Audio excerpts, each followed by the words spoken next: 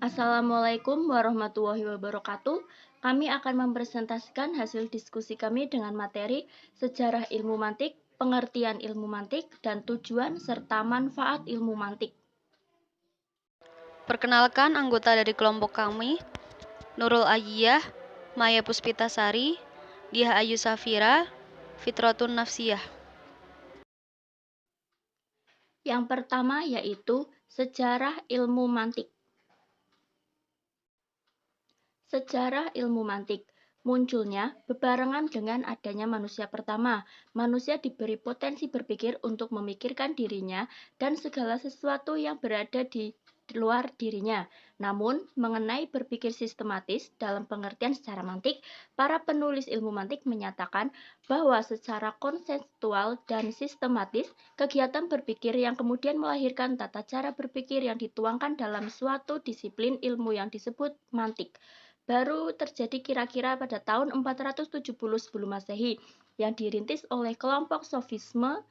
Kelompok inilah yang mencoba mengangkat persoalan kemasyarakatan, agama, dan akhlak dengan pendekatan akal, benar, salah, dan baik buruk sesuatunya diukur dengan ketimbangan akal mereka. Sayangnya, kajian mereka kerap kali mempengaruhi pada kesesatan berpikir, karena sebelum ada norma berpikir yang benar dan menjunjung tinggi martabat manusia. Adanya transfer besar-besaran tradisi ilmiah dan filsafat ke Yunani ke dunia Islam merupakan kisah unik yang memukau karena jarang terjadi dalam sejarah peradaban manusia. Sesuai kebudayaan yang kerap dijadikan oleh budaya yang berbeda yang kemudian dijadikan landasan bagi perkembangan intelektualnya. Hal inilah yang terjadi pada umat Islam, yaitu pengadopsian secara besar-besaran terhadap tradisi filsafat Yunani, termasuk logika Aristoteles, kemudian infeksi alat pemicu perkembangan budaya dan intelektual Islam. Berikut ada 3 corak mantik Yunani dan faktor perkembangan Aristoteles. 3 corak mantik Yunani yang pertama, mantik hasil karya kelompok Prapitesius atau mantik aliran Peripatesis, yaitu perkembangan metode Aristoteles. Yang kedua, mantik hasil karya kelompok atau mantik aliran Stoicisme yang dikembangkan oleh ahli ilmu kalam dan ahli usul fikih. Yang ketiga, mantik hasil karya ahli tasawuf yang disebut mantik Ishraqi. Faktor perkembangan Aristoteles ada 3. Yang pertama, Islam mengajarkan prinsip persamaan derajat antara pemeluk agama Islam bangsa Arab dan non-Arab. Berbeda dengan agama non-Islam yang kerap kali memandang rendah masyarakat jajahannya. Yang kedua, adanya prinsip kebebasan berpikir bagi setiap individu muslim. Yang ketiga, adanya sikap terbuka untuk mempelajari ilmu pengetahuan peninggalan karya pemikir Yunani sebagai bagian dari objek kajian ilmiah. Ya, selanjutnya saya akan menjelaskan pengertian dari ilmu mantik. Banyak ya berbagai macam pengertian ilmu mantik, cuman kami di sini mengambilnya beberapa aja. Yang pertama itu ialah ilmu mantik adalah salah satu ilmu pengetahuan dari dunia luar yang kemudian masuk ke dalam lingkungan kebudayaan Islam dan mendapat penerimaan secara umum, bahkan sebagai pintu masuk, dianggap sebagai salah satu dari ilmu agama. Kenapa ilmu mantik dianggap sebagai pintu masuk? Karena yang pertama kali masuk ke dunia Arab itu ialah ilmu logika. Ilmu yang pertama kali masuk itu ya ilmu logika. Kemudian, mantik diterjemahkan dari teks Yunani.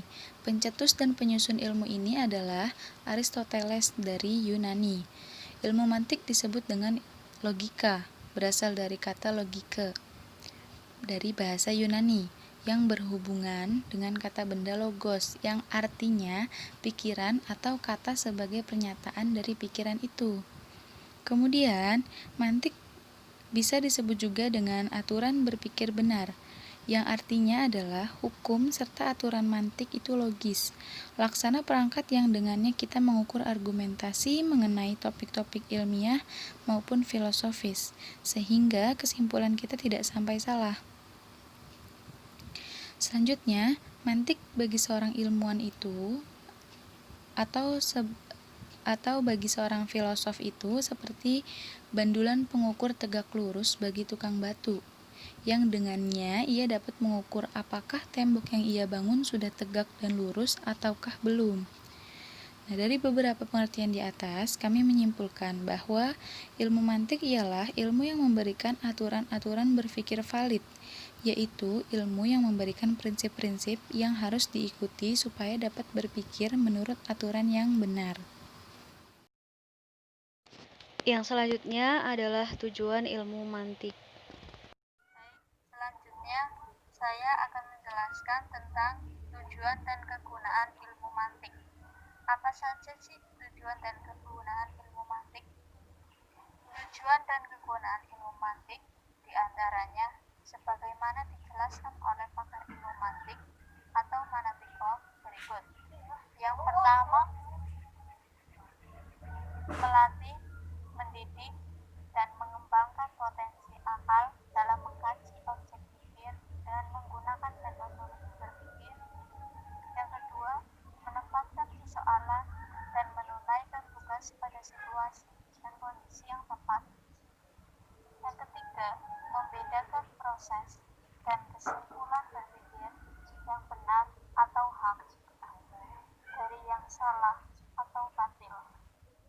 Tujuan ilmu mantik yang lain adalah untuk membahas hal ihwal tentang sesuatu persoalan dengan syarat-syarat, dan jika syarat-syarat itu dapat dipenuhi, maka manusia akan memperoleh apa yang telah dianggap benar, dan bagi masalah lain dianggap baru yang belum diketahui kebenarannya. Yang selanjutnya adalah manfaat ilmu mantik.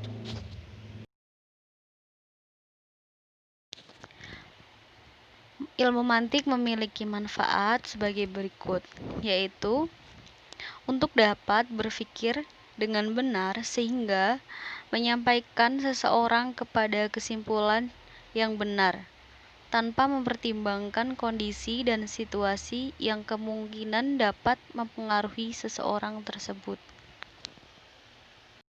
Nah, jika demikian, setiap manusia wajib belajar ilmu mantik. Karena ilmu mantik yang dapat menyampaikan seseorang kepada kebenaran.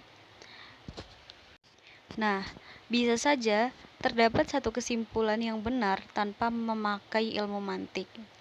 Namun, kebenaran tersebut tidak dapat dipercaya.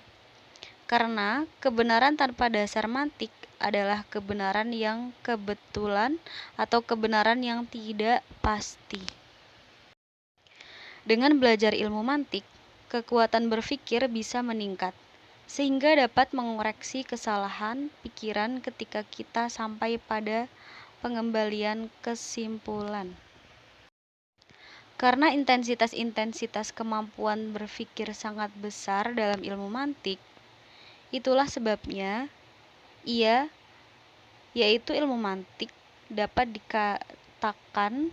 dikatakan sebagai jembatan dari segala ilmu yang ada.